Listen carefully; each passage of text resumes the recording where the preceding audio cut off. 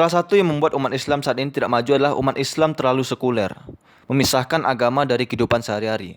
Matematika, fisika, biologi itu ilmu dunia semua tuh tidak bisa mengantarkan kita ke surga. Milih bahasa Inggris atau bahasa Arab? Ya bahasa Arab lah. Nanti di surga kan bahasa yang digunakan bahasa Arab. Jadi pikiran-pikiran bocil itu masih banyak di kepala orang-orang Islam saat ini. Padahal pada Islam abad pertengahan tidak ada di kotak-kotakan kayak gitu. Asal kawan-kawan tahu ya, saat Eropa masih membakar kucing untuk sihir ya, umat Islam di Timur Tengah itu sudah mendalami matematika, fisika, astronomi, kedokteran, dan lain-lain.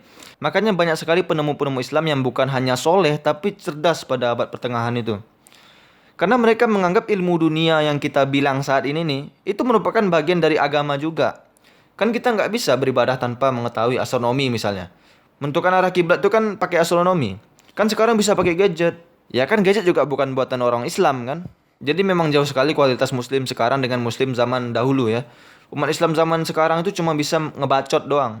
Membanggakan romantisme masa lalu. Wah, lihatlah masa lalu kita. Kita sangat hebat, kita bisa menciptakan ini, itu segala macam. Kita bisa mengalahkan Romawi. Ini mirip kali kayak anak SD yang sering membanggakan bapaknya, tahu nggak sih? Ada dulu kawan saya bilang, kakek aku hebat loh, punya ini, punya itu. Terus saya bilang kan, ya kakek kau aja yang kaya, kau kan miskin, goblok. Membanggakan masa lalu itu boleh, tapi jadikan masa lalu itu penyemangat kita untuk meraih masa depan yang lebih cerah kan gitu. Salah satu bacotan yang sering diucapkan orang Islam saat ini adalah Islam itu agama rahmatan lil alamin, rahmat bagi seluruh alam. Ya seharusnya memang seperti itu, tapi kenyataannya kan tidak. Negara Islam itu kotor, banyak polusi udara, sampah berserak, tingkat kekerasannya tinggi, apalagi korupsinya banyak, ya enggak? Mirisnya lagi adalah dari 50 negara terbersih di dunia itu ya, cuma 3 negara Islam. Jadi seolah-olah Islam rahmatul alamin itu hanya bacotan belaka. Bukan berarti perkataan itu salah ya, melainkan pemeluknya yang hanya fokus kepada hablum minallahnya saja, hubungan dengan Allah. Tapi hubungan dengan sesama manusia, hubungan dengan alam, dengan binatang itu tidak diperhatikan kali ya. Bacotan yang tidak kalah wadaunya adalah umat Islam itu selalu membawa kedamaian wudu.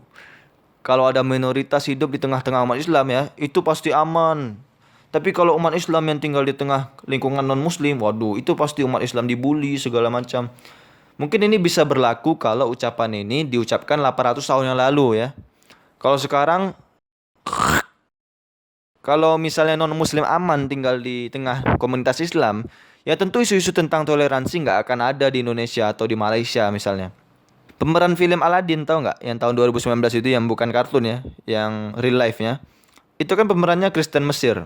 Itu keluarganya pindah ke Amerika karena keluarganya merasa tidak nyaman tinggal di situ ya lingkungan muslim. Kalau umat Islam akan terintimidasi jika tinggal di lingkungan non-muslim. Tentu negara tujuan imigran dari Afghanistan, Irak, Suriah itu tujuannya ke negara-negara Islam ya enggak?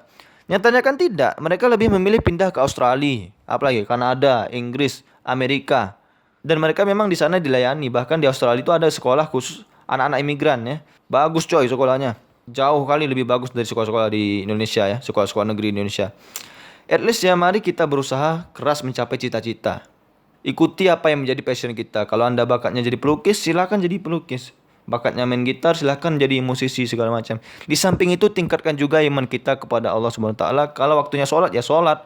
Dan juga mungkin sisihkan waktu kita untuk membaca Al-Quran kali ya, mungkin setelah maghrib ya. Agar segala usaha kita itu mendapat berkah dari Allah Subhanahu wa taala. Oke, sekian aja ya.